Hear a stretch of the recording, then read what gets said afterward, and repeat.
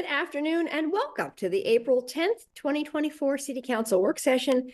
Thank you for joining us in this virtual meeting format. For work sessions like this one, where there is no opportunity for public comment, those wishing to access the meeting can do so by watching the live stream available on our website, the broadcast on Comcast Channel 21, or by calling into one of the phone numbers listed for this meeting on the public webcast and meeting materials web page. And again, thank you all for joining us. And with that, I call this April 10th, 2024 work session to order.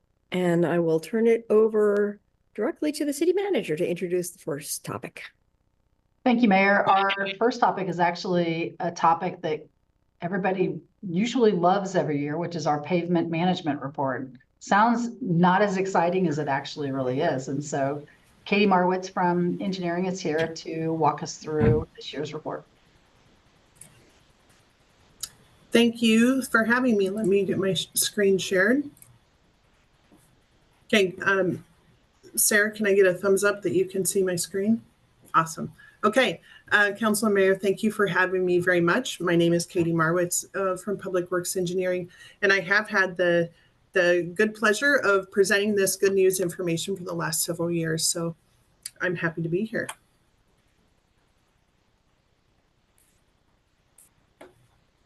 Okay, to start out, I want to just run through what we're going to expect, what you can expect from the presentation today. So first, I'll start with a little bit of background about the bond itself. Then we'll talk about the street repair review panel, the actual report. We'll talk about the required accountability pieces. I'll talk a little bit about construction this past year and some challenges. Then we'll switch gears and talk about the payment management report. And then we'll conclude by looking ahead, not only to 2024, but then a little bit into that next future bond, the 2022 bond, which will start in earnest in 2025. So background on the bond measure, we know the bond measure was 2275 and it was passed by voters in November of 2017. So it included $51.2 million to fund street preservation and then also $1 million a year for active transportation.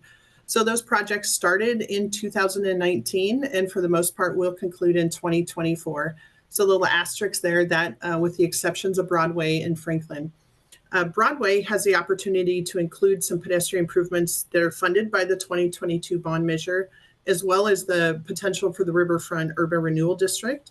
So that we have adjusted the timeline to that one for 2025 construction. And then the second exception is Franklin Boulevard. And Eugene and Springfield partnered together and were the recipient of a large RAISE grant of federal funding. So we've concluded the initial community engagement and we're working on an RFP to put together the design team for that project. So that's on a different timeline as well. Next, I'd like to talk about accountability. So the bond measure, the council resolution had two layers of accountability built into it, and that's been consistent throughout the bond measures. So the first layer of accountability is the SRRP. So that's the Citizen Street Repair Review Panel. That's a mouthful, and I'll refer to as the SRRP. And so that group provides an annual report, and then also there's an annual requirement for an external auditor to make sure that the bond funding or the bond expenditures are appropriate on a year-to-year basis. The SRRP is a group. This last year had 11 members on it from the community, and that bulleted list represents all of the pieces of the community, the cross sections of the community that were represented in that group. In that group met 3 times in person this last year between November and February of this year. And really, as a staff, we really appreciate that group because there's a lot of historical knowledge. There's also a great, really depth and breadth of information and knowledge that group has around these topics. And also, they just really bring an interesting perspectives and have really great questions. So we really enjoy the time with that group and appreciate their energy.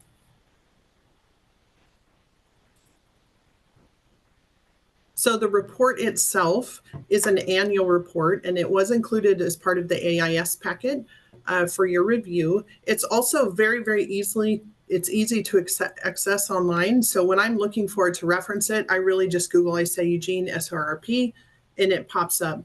And also one of the great pieces of it being available online is you can also see the last several years reports as well, which is interesting and helps like tell the story and kind of show the history of the progress that we've made. Some highlights for the report this year is we always include an update on our ADA transition plan. There's a section there, I think it's page 6 or so, that talks about our work around CAP 2.0. And this year there was, we had a process, and there was a greenhouse gas threshold committee, which is a group of people who were talking about the implementation of EPDs. And EPDs, what that means is environmental product declaration, which is really like just if you think about it like a nutrition label, it's a nutrition label for construction materials. And so we are looking at implementing that this next year for concrete.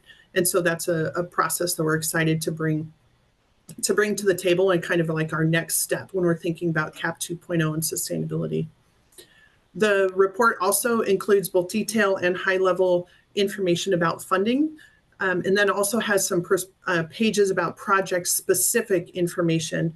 And I think one of the great pieces of those project pages that it does show and highlights a number of areas where we're able to leverage additional funds, additional pieces of work to make sure that we're really doing a great job of having a complete street project and getting a lot done and being very efficient.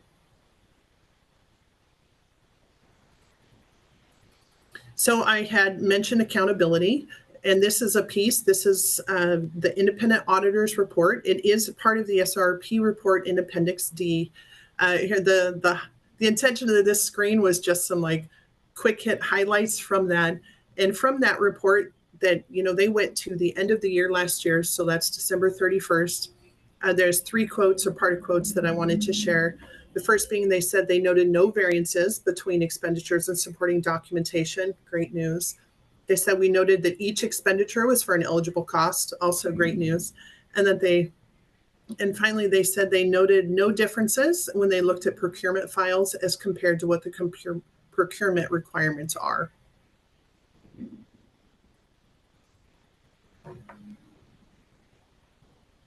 So next, I want to highlight and talk about construction itself for 2023. So the map on the right, that represents all of the capital improvement projects for 2023. So that includes not only the bond measure projects, it includes other transportation projects, park projects, stormwater and wastewater projects, and shows that 2023 was a really, really big year, and a lot of great improvements were made.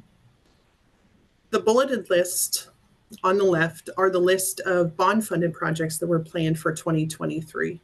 And it's quite a list. I will note that the asterisk means that some of those projects aren't complete yet, and actually some of those projects are still ongoing.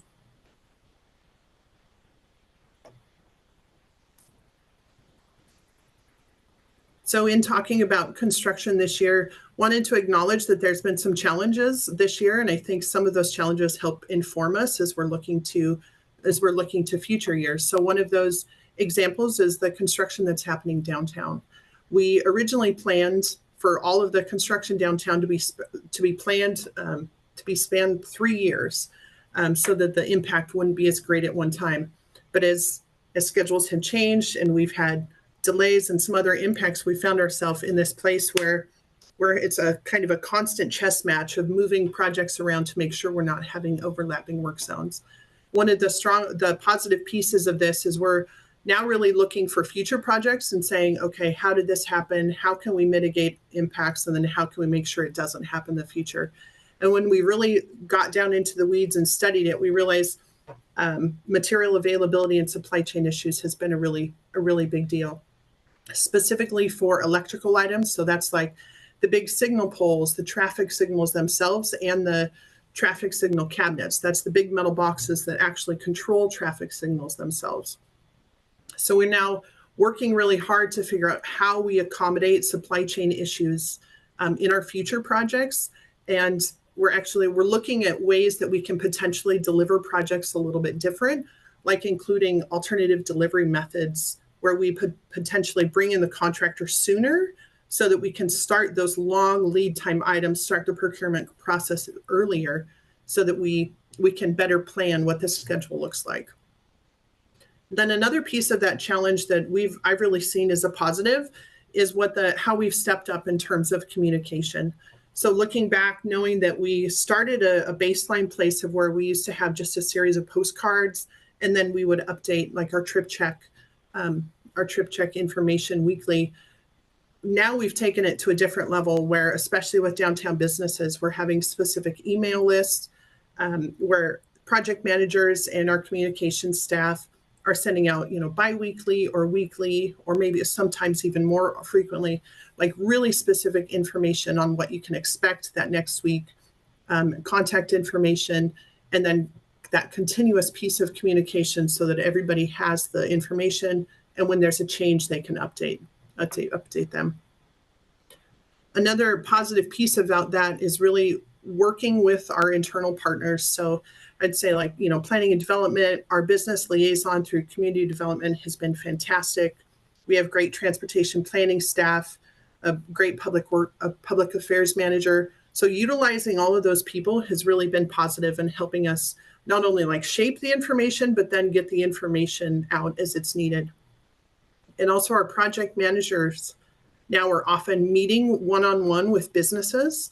And depending on the project and the business, sometimes that can be, once a week, sometimes it's been as frequently as daily, to check in with them and say, okay, what's your delivery schedule today? Here's what you should anticipate in terms of construction. What questions do you have? And then, okay, have a great day. Let's talk again tomorrow. So that piece really has been a place where we've really stepped up, and I've seen that as a positive.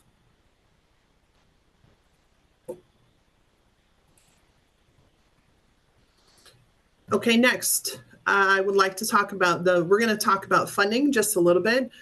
This one is meant to talk about or highlight the funding over the life of the bond.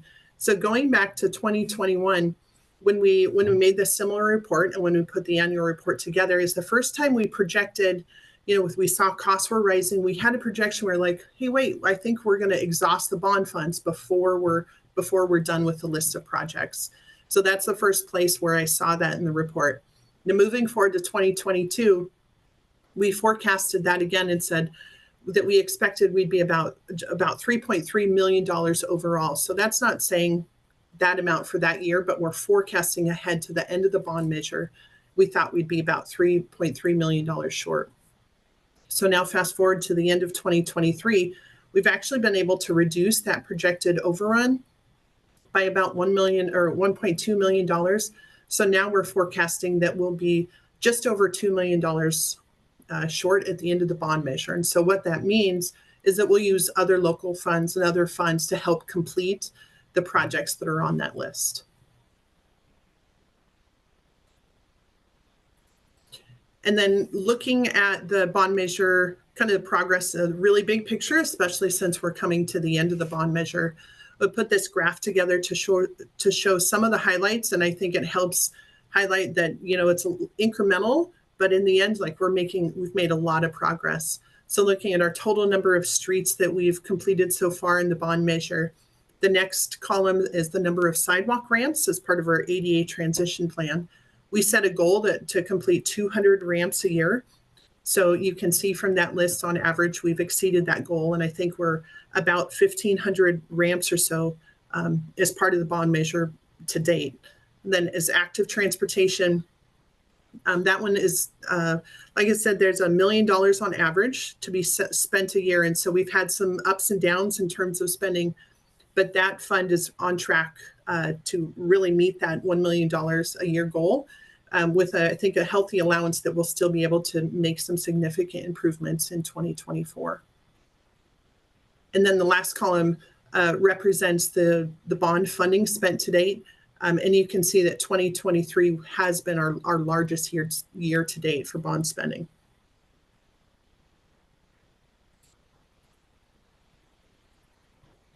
So to talk a little bit more in detail about the active transportation funds that were spent in 2023. Here's a list of the projects that received funds. And I will note that it's there. You'll see projects on there that are bond funded transportation projects, but there's also projects in there that are part of grant projects. And so active transportation was able to contribute to all of those projects. Some of them have been, some of them are complete and some of them are still in progress. And that's what the asterisk is on those.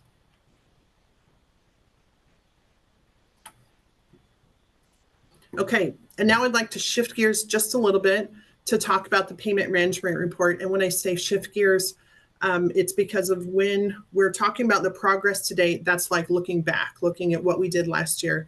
Whereas a payment management report shifts to looking forward. It's a forecast. It takes data and then we're looking at data moving forward. So the big update for this year is that we have updated rating and condition data from 2023. So Public Works manages just over 560 centerline miles of streets, and that equates to about 1,400 lane miles, and then 46 centerline miles of off-street shared use paths. And I want to recognize as we dive into this, that this is really a strong partnership between our Public Works maintenance staff and engineering staff. And something that I want to highlight is a little bit of a shift, is that in years past, we've talked about the backlog just in terms of a number, just as a lump sum number.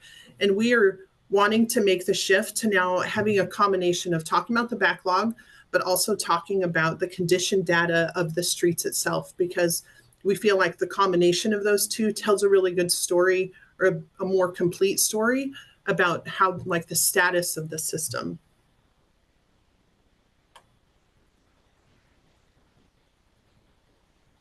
So the data that I talked about for 2023, historically, that data was gathered manually by people evaluating the streets. So we had groups of temporary employees who would manually go out and walk the streets by classification on a regular basis. And they did a great job doing that.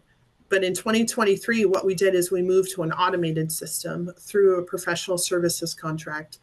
And what our goals in doing that and making that move we would gather data that was faster, safer, and getting more consistent results across the system. One of the notes that I'll make around this is that we're still iterating on how we bring that data into our system to make sure that our output, specifically the backlog, passes the gut check and we can answer the questions of why. And so we're making sure that we're calibrating the data inputs like costs and how that data classifies distresses. So there's still a little bit of tweaking going on there.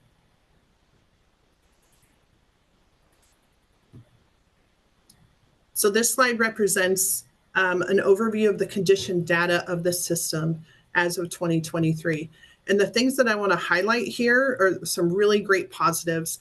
Is in the very good and excellent category, we're above 60%. I think it's at almost 64% of our system is showing in those two categories, which is really great. And I think that tells a really positive story about the success of the bond measures. And that's, I mean, that the success in this and the good data is because we've had these bond measures over the last, I guess, 15 years now.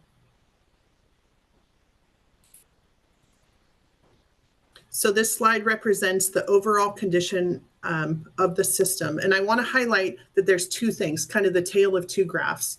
So on the left side, the one says PCI of 2024. So that's the current PCIs for all of our streets in the various categories. Our overall PCI for the system is 73, which is pretty good.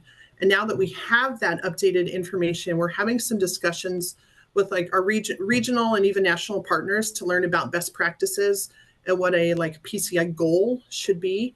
And then we can take that as kind of the next step when we're evaluating our system.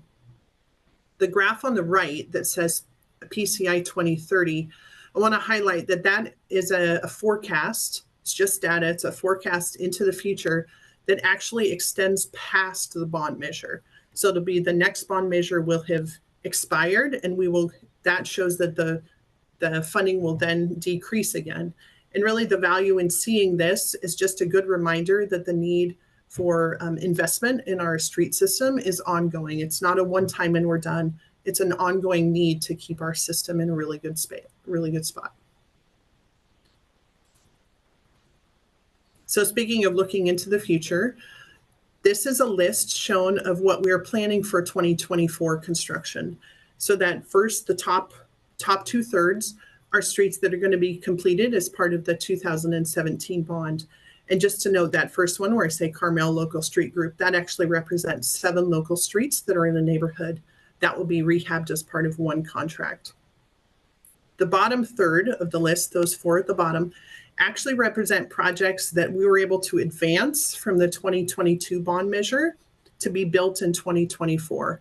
So as soon as the 2022 bond measure passed, we started looking at how can we sequence and plan those projects upcoming. And we saw a couple places that were really opportunistic additions. Like, for example, you'll see Bailey Lane in the bottom list and the top list because they were different portions of that street. So we were able to advance the piece that was listed for 2025 or later and bring that into the 2024 projects, so that neighborhood is only impacted once. And then along with that, Van Avenue, which is an unimproved street, that'll be completed at that same time. And then we were able to identify 2 sets of pedestrian improvements that we're able to bring forward as well.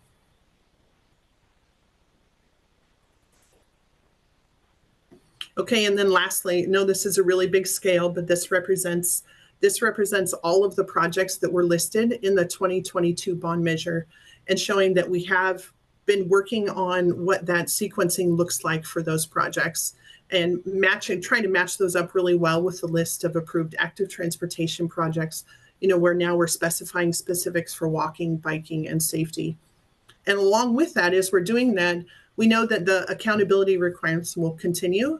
And it was a really great discussion this year in the SRP, looking forward to the next bond measure and recognizing that that will likely take the discussions of that group will likely shift a little bit with the, looking way back, the bond was, a lot of it was pavement focus. And as we've kind of evolved and we've continued to grow and change, we know that the discussions in the SRP will need to shift as well. So it was exciting that that group has some energy around that and recognizes that as we go into the next bond, starting in 2025, there'll need to be some shifts. Okay, and with that, I will stop and say thank you for listening, and I'm happy to answer questions. Wow, that was really such a great report and so interesting. So I'm hoping we can take the presentation down so that I can counsel more fully. Yeah, I so appreciate the report. You answered a lot of questions that I've had, but I'm going to turn it over to counselors first, and if they don't ask those questions, I will. So, sure. Randy and then Mike. Thank you, Mayor, and thank you for the presentation. That was very helpful. I have a question I've asked already, but I haven't really received a clear answer. On the Franklin Boulevard project with the roundabouts, will this seated counselor have an opportunity to weigh in on this, or is that too far down the road? That's a great question. Maybe that's a legal question. No, so we did, and I know that Jennifer's on the call too. If she wants to add to this answer, she's more than welcome. So we did have the initial community engagement process where our transportation planning group did a great job. But there was a lot of community input and back and forth and discussions to develop just the concept plan. So right now what we have is a conceptual plan, but we have not started the design yet. The design to take that conceptual plan into actual design. And we know that as we're moving forward, we'll continue to have those discussions about the project, and specifically making sure we connect with businesses. And there's a lot of details. The project is huge. And so we'll make sure that we're having more discussions. Now, in terms of bringing that back to council, that would be Jennifer can weigh in on that, and we can talk about what that might look like. So yeah, Katie's probably not aware of this, but we are scheduled to come back to council on June 12th at your work session at noon to present on the Franklin Boulevard project. Fantastic. Thank you. And then how much input will this council have over decisions that have already been made? We're getting a lot of calls on this. Yeah, I think that that's something that we can talk about at the June 12th meeting a little bit, because I think that it would be important to talk about what are the technical engineering details to talk about, and then what are some overall policy questions to talk about too, and just trying to really clarify the difference between those two things and make sure that we're all talking about the same things. I appreciate that. It'd be nice if we could have that clarity before the meeting itself, so we kind of know what the ground rules are when we come in. I appreciate that. Yeah. Thank you very much. Thank you, Jennifer. Okay, thank you, Mike, and then Emily. Thank you, Mayor. Jennifer, thank you for answering Randy's question so well. That was actually going to be one of mine as well. I have heard quite a lot I've had quite a lot of input from others about the idea of so many roundabouts on Franklin. And I guess I'll just say in advance of the June meeting, I hope we get to vote on that too. I'm not a fan of the large number of roundabouts on Franklin, so I'm hoping that's going to be an issue we have a good deal of input on. Katie, thank you very much for a fantastic report. One of the things you mentioned was pride in our communications about what was being worked on. I want to drill down on that a little bit farther if I can. Can you tell me about, because this work is fantastic and I'm glad we've done such a great job with it, and that we've been doing such, the system itself has seen such improvement. But whenever we're doing this very important work, it has a lot of impacts on others. And I'm wondering how much advance notice we give to those who will be impacted, as well as where exactly someone would find the schedule of impacts before they occur so they can plan. I heard a long story about how 4J and the folks who plan where buses go were not able to connect with our public works and figure out how to schedule those changes that need to be made to where kids were being taken on the buses because there was no communication and connection there. And I'm just hoping to get further detail from you, if I could, about what will happen as we move forward. Sure. So I took some notes just to make sure I heard you ask about how much notice, where we'd find schedule information in the bus piece specifically. So if I miss any of those, certainly let me know. So how much notice? Typically when we're getting ready for a project, we will send out at the base level to start with a set of postcards, the one that says, hey, we're about 12 to 18 months out.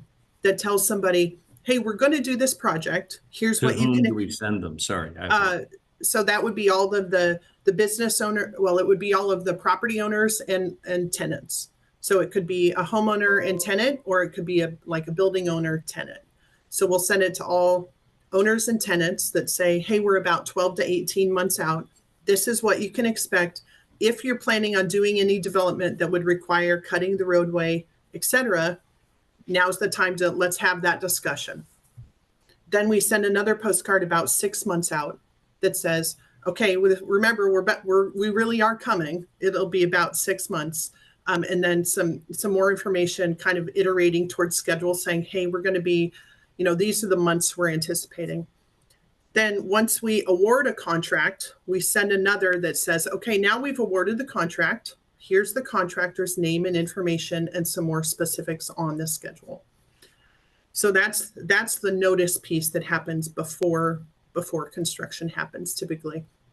And we also then have more detailed requirements in our specifications. That's like on a days and weeks requirement, not like months, where the contractor will have to notify people that says, hey, we're going to, close driveways for up to 4 hours on this and this day, or let's Santa pack and post office, other people know, hey, here's 5 days notice that we're going to do certain activities.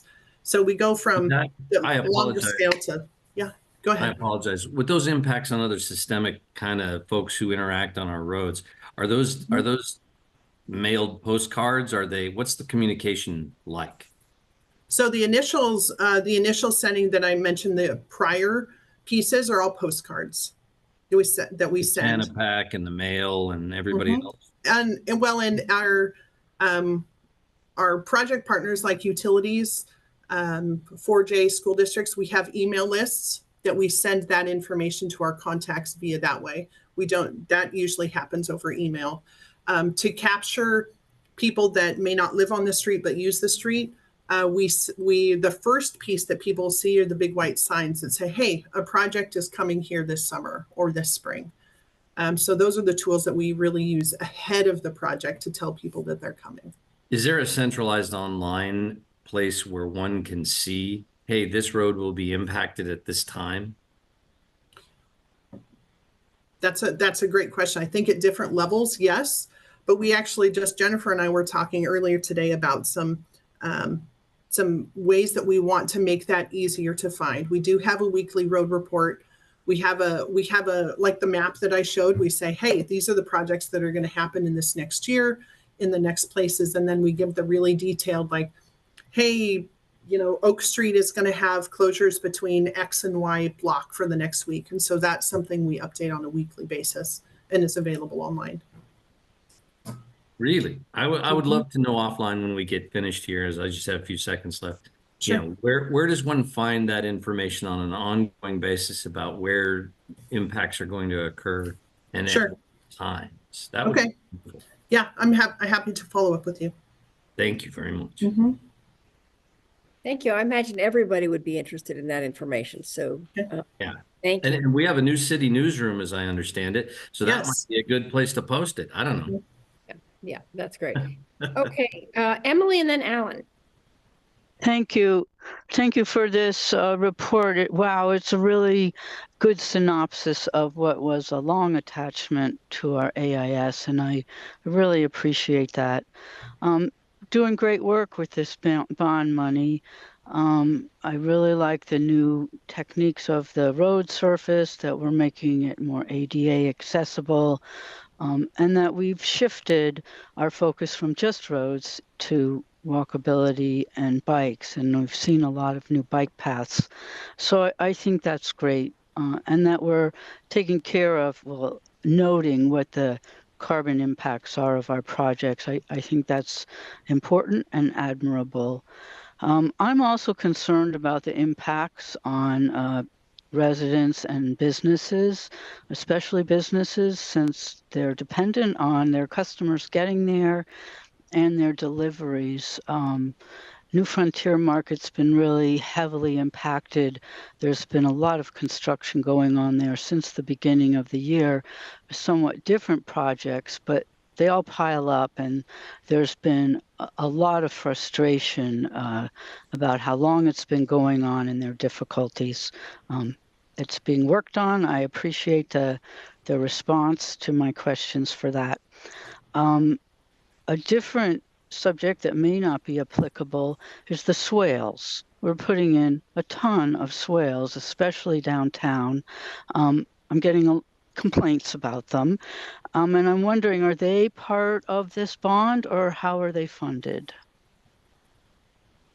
Sure, I'm happy to speak to that.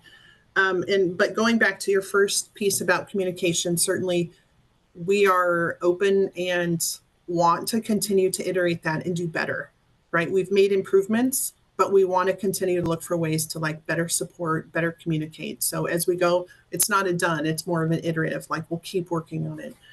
In terms of the swales, so the stormwater treatment facilities, those have been installed mostly on projects that are grant funded projects, not bond funded projects. Those are typically funded. We have stormwater funding that we partner with for a lot of those. And those are, we've also had a lot of discussion about those recently, especially in the context of downtown.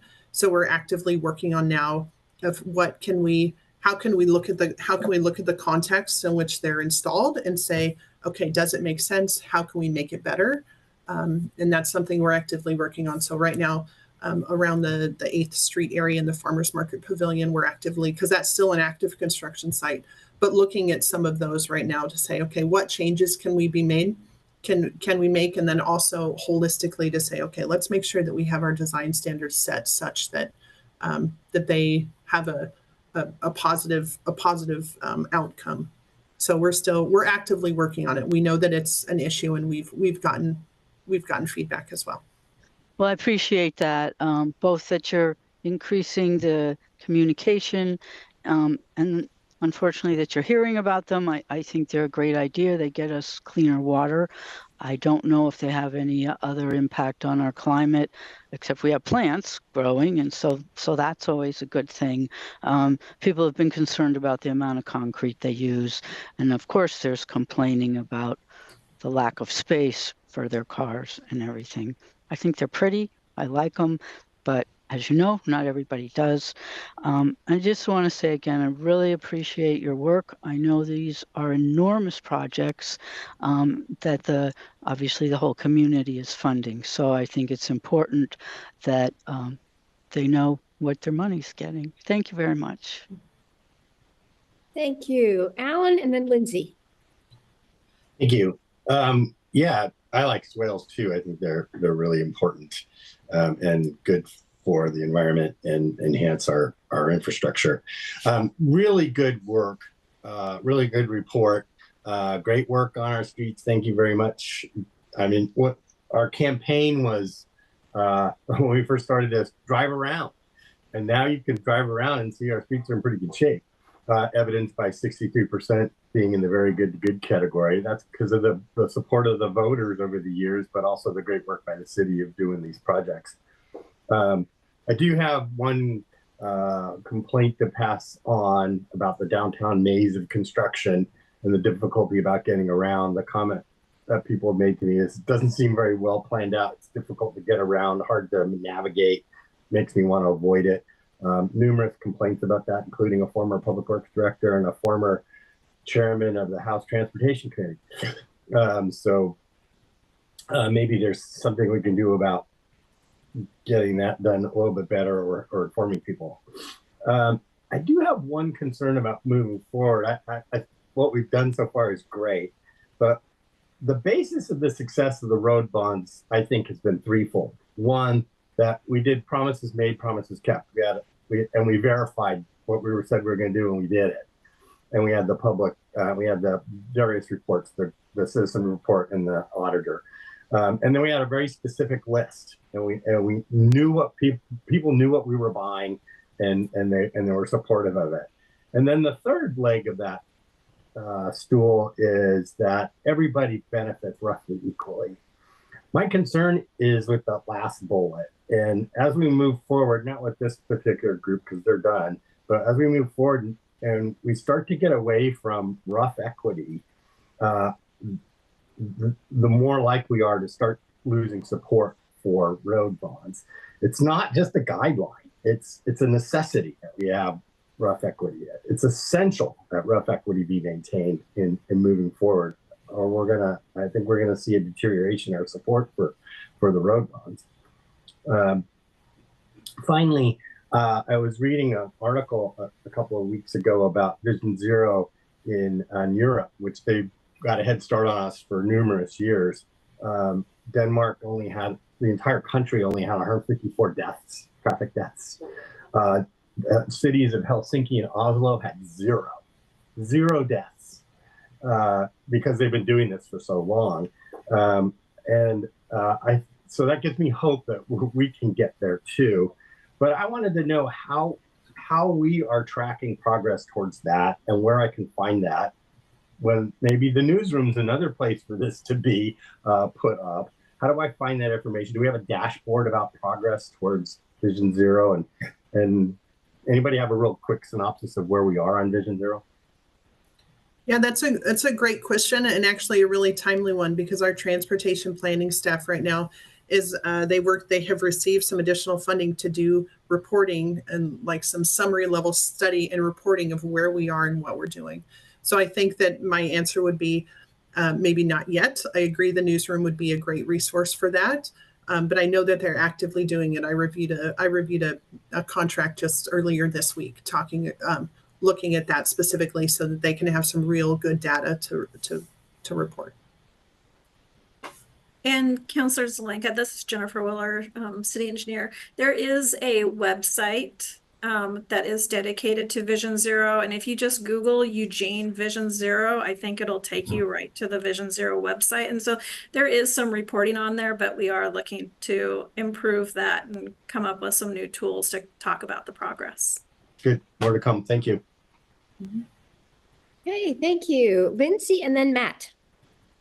Thank you, Mayor, and thank you, Katie, for an excellent presentation. It's really exciting to see all of these projects come to fruition. My question is kind of leading up to our next conversation on the neighborhood plan for Santa Clara River Road, and whether bond funding, and maybe not this particular bond funding, but maybe a next version, could pay for jurisdictional transfer and then the subsequent repair of county streets into city streets. Along our River Road corridor, we have so many different impactful areas, people very unhappy about the often impassability of some of these streets that are, it's a confusing network of city, county, land, and some of them have potholes that you literally can't even go over. So if you could speak to that, I'd love to hear more. Sure. I know that we have we've revamped and are working through a active jurisdictional transfer process, but I'm going to defer to Jennifer to talk a little bit more specifically to some of your questions. Yeah, Councilor Leach, about a month ago, I think I brought a group of streets for jurisdictional transfer requests to you, and we kind of talked a little bit about the process that we're doing, because there definitely is an item in the TSP that calls for us to actively engage with the county and ODOT to talk about jurisdictional transfers and have a really thoughtful, methodical process to do that, recognizing that there are a lot of these kind of mishmash of unimproved county roads and some improved county roads that are all throughout the UGB. We've also been working really closely with staff in PDD to also talk about how, because some of the annexation and jurisdictional transfer of public right-of-way actually impacts our ability to develop housing in the city of Eugene. And so making sure that we're working with them to identify opportunities. But this is an ongoing activity that we're working on with annexation and jurisdictional transfer of roads with the county. We meet with them on a regular basis, working through an entire list of streets that we're considering what needs to be done to them so that they can come into the city. But the very high level short answer to your very first question is the bond can only pay for the streets that are listed in the bond measure. So we don't use the bond measure for these kind of county road improvements for jurisdictional transfer, unless we put that road in the bond measure, but I don't think that we did. All of the streets that are in the bond measure are currently city streets. But in the future, we would be able to indicate this as an activity to pay for. I think, or we could. I mean, we have other jurisdiction streets in other bond measures, or not streets, but other jurisdiction items in proposed bond measures. So that's an option. There's other options of, for example, we have some streets that I talked about last time that we've partnered with the county to get a grant, and they're designing the street to be to standards that we are comfortable with operating and maintaining, and will be able to then jurisdictionally transfer to us once the project is done. So we've got several of those types of projects where we've partnered, or that we've partnered with the county to get a grant that we're delivering the project that then will request transfer to us. So there are a lot of options, and one of the things is that we had a long history of not doing these, and our big shift now organizationally is that we are actively coordinating with the county to look for these opportunities. That's really good to hear. I know, I mean, it's just extremely impactful along the River Road corridor, and I'm pleased to see a lot of projects along the corridor. It's one of our highest crash corridors, so it's good forward motion, and I look forward to talking more about how we continue to do that work. So I appreciate you and everyone. Okay, thank you, Matt. And then I'm going to let the city manager chime in. Thanks, Mayor. And thank you, team, for the presentation and the report. Thinking along the same lines as Councilor Zelenka in regards to the Vision Zero report, the last piece I could find online was a 2019-2020 report indicating that 50% of severe crashes in 2019-2020 killed or severely injured people while walking and biking.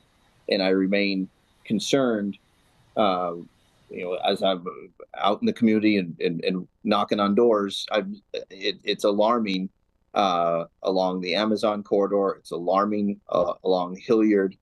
And I long for illuminated crosswalks along those corridors. And that takes me to my question. On page 13, we talk about the ADA transition plan with our bond monies.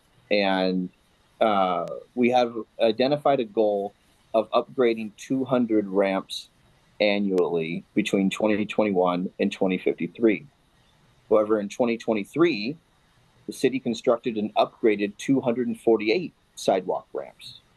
Does that mean we've hit our goal, and then there's potentially resources to either improve sidewalks from a social mobility justice point of view, along Willamette in particular, near 40th, sidewalks are in incredible disrepair, or does that free up resources to look at traffic calming measures, such as illuminated crosswalks, as alluded to at the top of this conversation? So I'll go ahead and answer this one too, Katie. So we have a transition plan that tells that is to comply with the Americans with Disabilities Act, to specifically state how we are going to bring all the curb ramps in the city up to standard. And back when we did that original evaluation, that inventory, I think it was somewhere around 12 to 13,000 ramps in the city that needed to be upgraded. And so we came up with a plan of, if we hit these target numbers each year, that we could bring all of those 12 to 13,000 ramps up to standard within the next 50 years, I think was our plan. And so it's not really that there are extra resources when we exceed that annual number, because under the federal standards, whenever you pave a street, you are required to bring any substandard ramps up to standard. So the number exceeding the annual goal is just really reflective of how many paving projects we're doing and how many ramps are on those specific streets, because we're not bringing in extra funds to pay for those ramp upgrades. Because it's a required element of a paving project, the paving project pays for those ramps. Okay, that's helpful. Thank you. Is there, you mentioned the outreach to the community, businesses and neighbors when they're going to be affected by this construction. Is there any plan, as I think about my favorite Indian food cart, because Councilor Semple mentioned New Frontier Market in Ward 1.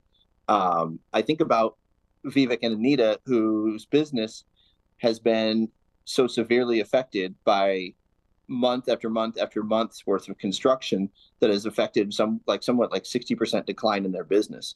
Is there any approach to say, we're going to do 1 or 2 corners now, and then perhaps delay X amount of months and come back and do those other 2 corners, so businesses or neighborhoods aren't impacted with month after month after month of interruption as all 4 corners might be worked on? I think that is I think that's a really interesting suggestion. And as Katie mentioned, yes, we had a lot of external issues that affected construction that ended up having projects overlap and take way longer than they should have this year. But I think that this is really highlighted that we need to be a lot more creative in how we're coordinating, especially in a business corridor like this, of how we're coordinating access to businesses But yeah, it didn't do us any favors, the fact that we had some significant supply chain issues that nobody anticipated that we would have, that really put a delay on projects. Great, thanks. I can't see the timer, Mayor. How much time? You have 7 seconds. You've got I six think I'm seconds. out of time. Yeah. I'll request a second round if we're doing it. Yeah. Just a heads up, I have a couple of counselors with hands raised. It's 12:50. So manager, do you have something you want to speak to first, or? You can skip me. Okay, so I just am asking you to be brief because I know you're going to want to have full conversations on the next topic as well, and I don't want to eat too much into that time. But we got Mike and Randy, and then Matt, if you've got something short, but I'd like to keep it quick. Thank you, Mayor. As Lindsay brought up, and a great question about unimproved roads. Jennifer, if you could tell me what just a rough estimate of the backlog of maintenance on unimproved roads in our city. It's in the tens of millions, is it not? Well, to me, I think it's a lot lower than we think about streets that are owned by the city. So I think the issue is that the streets that are county roads in the UGB or in the city, that those are the ones that kind of really bump that number up. That in either case, city or county, am I correct in assuming that they cannot be brought to a city standard without creating a local improvement district? So they can, it just is about how to fund it, right? So we have city code that talks about that council can form an LID, but we could also choose to come up with funding some other way to fund those improvements without. And so we've done some things like going and getting grants and buying down assessments. Council has directed funding to buy down assessments, to lower assessments. So I mean, there are other options. We are not required to form an LID. That is a funding option that council can choose. But am I correct in recalling that, because this has come up several times in my ward, where the neighbors wanted to see the street in front of their homes be brought up to a city standard, and each of them were assessed between 15 and 20 grand each in order to have the road have curbs on it, essentially, and deal with water appropriately. I think we ought to have a larger, I think we ought to have a larger plan for voluntary annexation in the River Road and Santa Clara area before we talk about bringing in or adding to the city's expense long-term a lot of what are still county roads.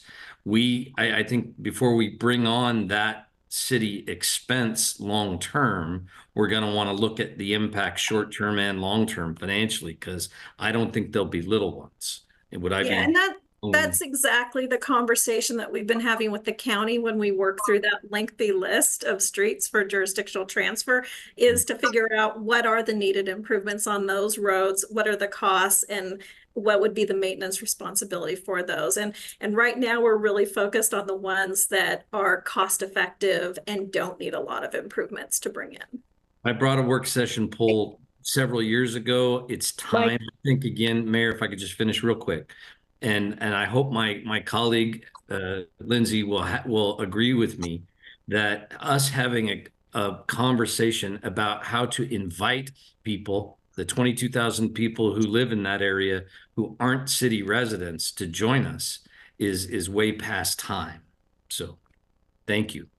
Great. Okay. Thank you. Randy, quickly, hopefully. Yes, I'll be quick. First, I just want to say, and this wasn't why I raised my hand, I agree with what Councilor Clark said. Second, I think before the next road bond goes out, that we should form a subgroup to work on what equity is, getting to what Councilor Zelenka said regarding fairness of how the road projects are distributed. But I would say that I don't think lane miles or center line miles by itself is a fair measure, because you have some wards that are very small have a very small number of road or lane miles, and some wards have very large ones. Ward 7, for example, has the largest number of lane miles, and if you take Ward 8, which I believe is the second most, it has a lot of heavy freight trucks that travel a lot of the streets that break them up quicker. So I just think we need a full metric that looks at what is reasonable, what is fair, what is equitable. Thank you. Great. Thank you. And Matt, you did not raise your hand again. Are you going to take a pass, or do you feel like you need? Oh, no, I'm sorry, Mayor. I thought I indicated. I just need a quick question. Go for it. So going back to the piece that Councilors Groves and Clark brought up around the Franklin Corridor project, Jennifer, you mentioned a work session in June. Because that project was started before my time on council, I'm unaware of what the public process was, and recognizing that we now live in a time in which we don't have access to a university district emergency room hospital in our community. My question is, since times have changed and for emergency vehicles to use that corridor to get to a hospital, what, if any, is the public process like, or public comment about next steps for Franklin Boulevard? Yeah, so the public process, I mean, it was a multi-year, thousands of people participated, many public meetings that helped inform a concept for the corridor. And that's something that needs to be really important when we're talking about, I've heard some concerns about the number of roundabouts. We're talking about a concept for a corridor, and the project that we're talking about right now is just a phase of that concept. So we're not talking about building out the entire corridor concept that came out of that public engagement. And the shift in attention on the project that we're building is now much more about working out design details, especially with adjacent properties and businesses, and ensuring how we're going to stage the construction, access to properties. There's still a lot of details around pedestrian facilities and how to move pedestrians and bicyclists and transit through this corridor safely. We've had meetings with Eugene Springfield Fire to talk about their needs on the project. So a lot of the design details are something that we'll be working on for the next 2 years. And that's what we're talking about in magnitude. This is not something that we're going to start construction next summer on. There's still a lot of design work to be done. Okay, thank you very much for that. Obviously, there's a lot of interest in this. We really appreciate this full report and the very detailed responses you've given to counselors. And with that, I want to thank you and move on to our next topic, because I think there'll be plenty of conversation there as well. So I'll turn it back to the city manager. Thank you, Mayor. And I'm just going to sort of roll it over to Planning and Development to lead us through a follow-up discussion on River Road, Santa Clara neighborhood plan. Thank you, City Manager. Hello, Mayor and Councilors. I'm Terry Harding. I'm a Principal Planner with the City of Eugene's Planning Department. And I'm going to share my screen, so bear with me here.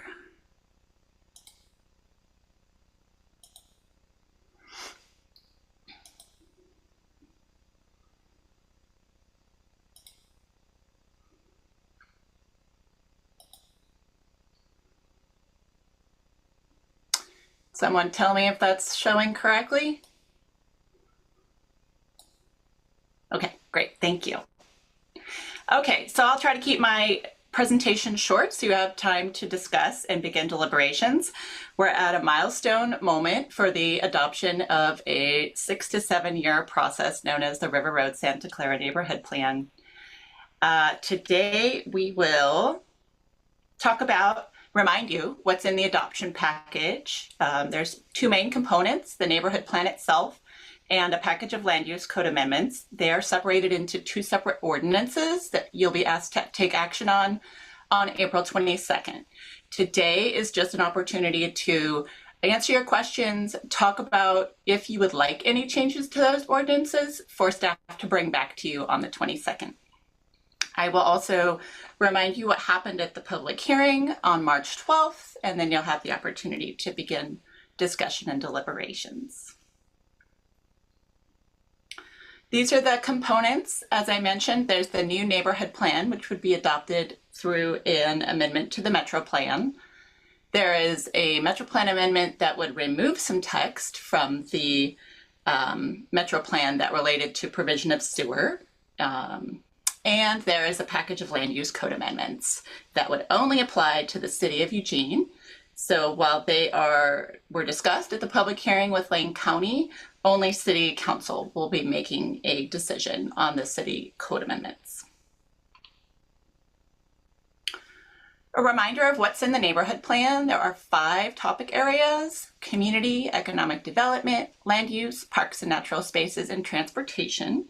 And each of these topic areas contains a vision statement, goals, and policies to guide development over the life of the plan, which is 20 years plus into the future. The set of neighborhood code amendments includes an amendment to the R1 zone. So that is to allow farmers and residents to display and sell products that are grown off of their property. So this is a collective sale provision. And then there are a set of amendments to the C2 community commercial zone. One, to change the uses that are allowed and prohibit certain new active or, auto-oriented uses, except for the River Avenue area, which I'll show you in just a moment. There is a proposal to reduce building height from the currently allowed 120 feet in the C2 zone to 65 feet within the neighborhood. And then to add new design standards and transition standards between commercial and residential development. These are the items that rose to the top after all of the community work on this plan that are very important to include with adoption of the neighborhood plan from the neighborhood and participants' point of view. At the public hearing, there was in general a good amount of support expressed for the neighborhood plan itself. There was also solid support for the R1 code amendments regarding ag sales. And when we got into the C2 code amendments, there was a variety of support and concerns. So we addressed these in the memo that you requested, and it's in attachment C of your packet.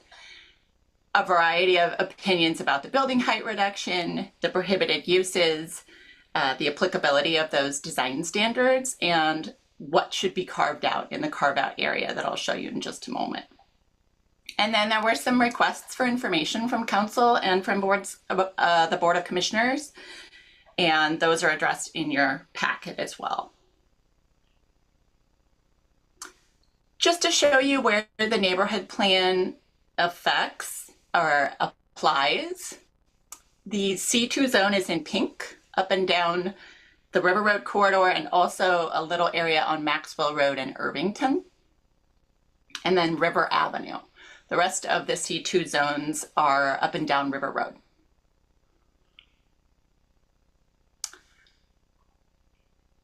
The River Avenue area, shown here in the dotted line, is unique compared to the other C2 areas.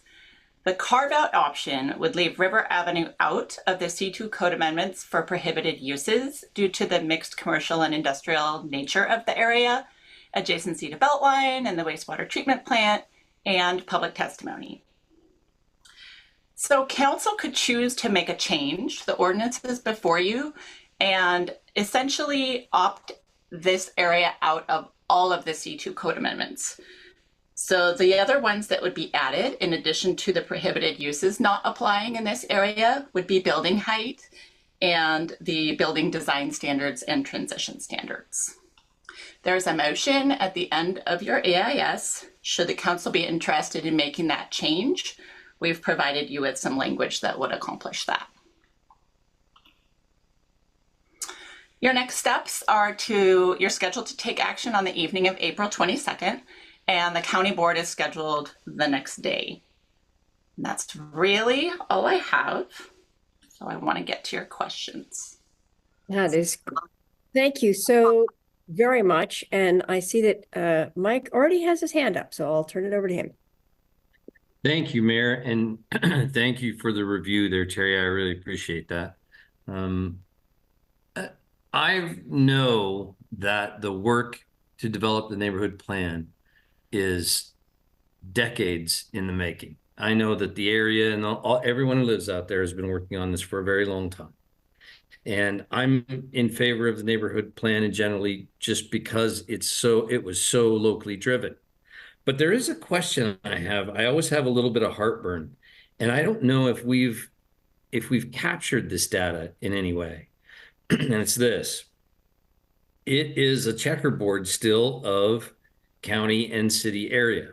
And this is something I just got done mentioning, I've tried to address before with a work session on voluntary annexation and how we could transition the folks who live in that area easily into the city, into becoming members of the city. But my larger question is this, Terry, do you have any data from any of the outreach and work in advance that delineates the number of county residents who gave public input on this as opposed to city taxpayers? Is there, if we're making decisions about city policy, how much of it is driven by county residents and how much of it is driven by city residents is my question. Sure. We asked in every meeting and survey for folks to voluntarily tell us whether they were city or county residents. And where we learned that information, we included it in our summary report. So I don't have the numbers off the top of my head, but we do have a general sense that there was heavy participation from both city and county residents. And that was intentional. It was designed that way because the plan is intended to guide development for the whole area, and decisions are required at the plan level from both the county board and the city council. And that's a good thing. And I'm happy to go along when it comes to the long-term neighborhood plan, but when it comes specifically to code amendments, short-term, I mean, I still have concerns that I've voiced already about this, and especially with the division of our planning commission coming down 4-3 on a lot of parts of this.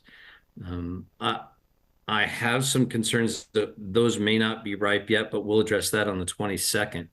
I do, however, want to say that I want a better sense of the code amendment suggestions. How much of that is driven by county residents versus city residents? Do you have any sense of that?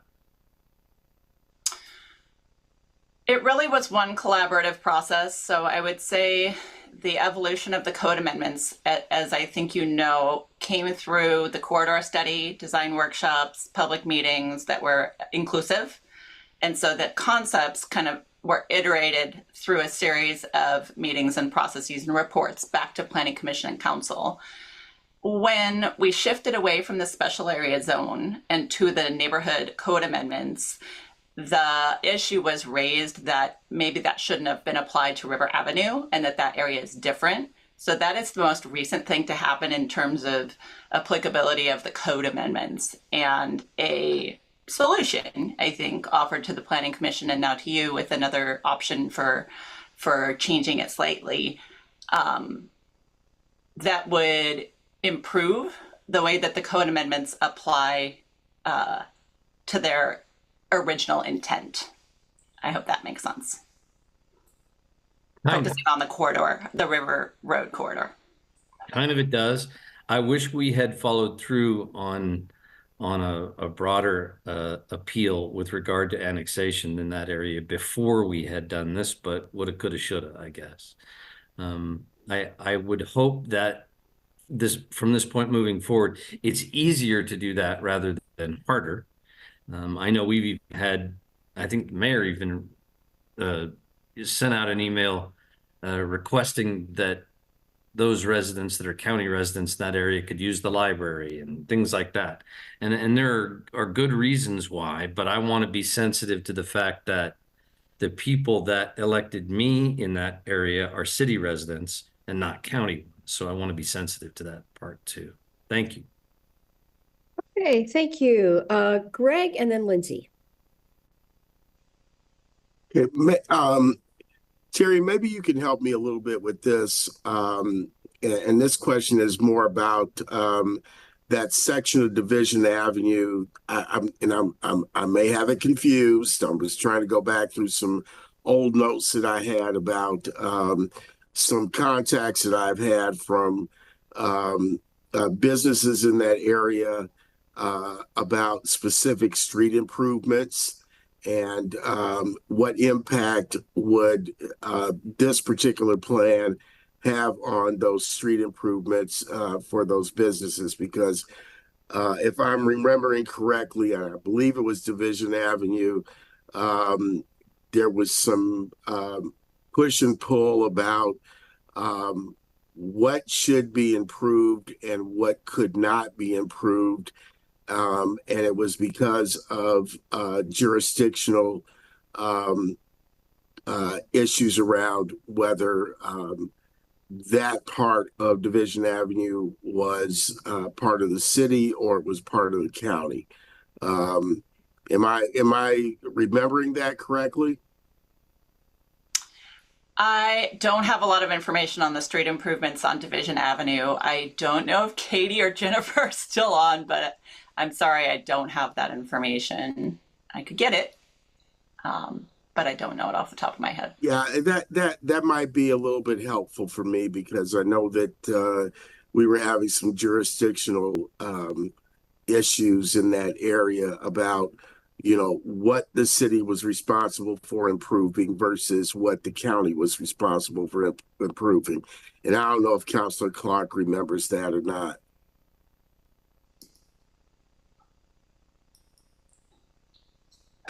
Okay, I can certainly check in and bring that back on the 22nd.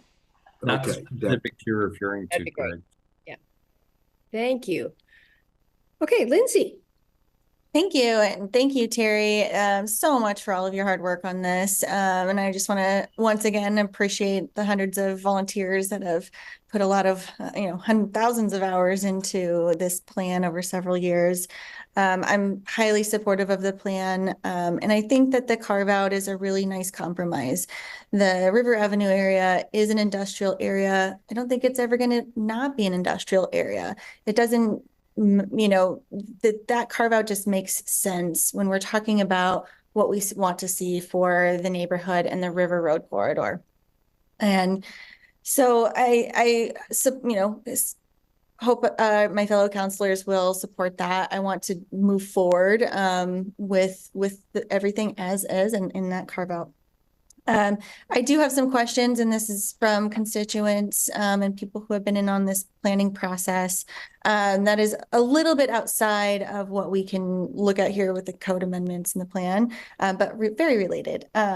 So there's a lot of concerns about again, back to the city-county divide, but there's areas that the parking situation is just really untenable for a lot of people. There's the county streets that it's by the Echo Apartments that a lot of people are making comments on. And then there's new developments happening on Hatton that are going to put additional pressure. And so I'm hoping to get some information about kind of what we're doing about that situation and how we can improve. Great. I did include some information on parking management in the memo, just to direct you and any members of the public to that memo. And the highlights are, there are a variety of tools we can use to manage parking impacts as the area transitions from rural to urban and comes into the city and new development is built. So we have policy level tools, and there is a new policy in the neighborhood plan that talks about right-of-way management and coordination, interjurisdictional issues. So we can do that at the policy level. We have limited ability to do code solutions because of recent decisions made on the climate-friendly and equitable communities parking reform. That said, parking management is a tool that we use on a daily basis. And this is really a long-term implementation area, I would say, that involves not only planning staff, but building permit and parking staff, public works staff, and county staff. So that's the short answer, is that it does take ongoing communication and program ideas. And one of the unique things about this neighborhood planning process is that we've proposed an ongoing collaboration meeting between various city departments and the leadership of both neighborhood organizations to happen on an annual basis. And so that's another tool that we're adding into surfacing priorities that we can hopefully respond to in quicker time over the life of the plan. And I think the parking team aspect of that is also a bit of a sticking point, because a lot of our parking officers are only, functional in the daytime, where a lot of the issues are during the nighttime. So I hope that we can have a bigger conversation around this and come to some solutions. I know there's a lot of frustrated folks out there.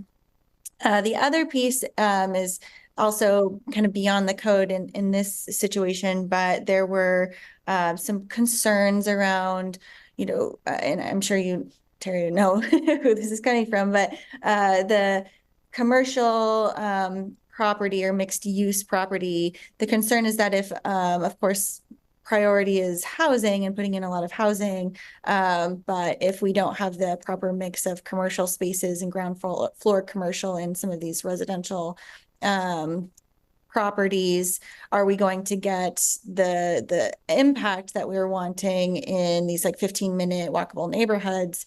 And so if we can create some incentives for commercial spaces, or what that might look like. Great. Yes. I'll take that opportunity to provide another plug for information that has come up in the public hearing throughout the process. There's been a lot of work done on this, as you know, and there was a request for information about incentivizing ground floor commercial uses, and that is also in your memo in attachment C. What I would say is that it is increasingly difficult for any city in Oregon to add restrictions like this. There's new law that says cities actually need to waive requirements like ground floor commercial if if property owners don't want to provide it. And so the landscape is sort of shifting in all things housing from the state level. Another thing to point out is that the city doesn't require ground floor commercial uses anywhere, not even downtown. And so there are some policy considerations about whether we would recommend putting it in place for one portion of the city.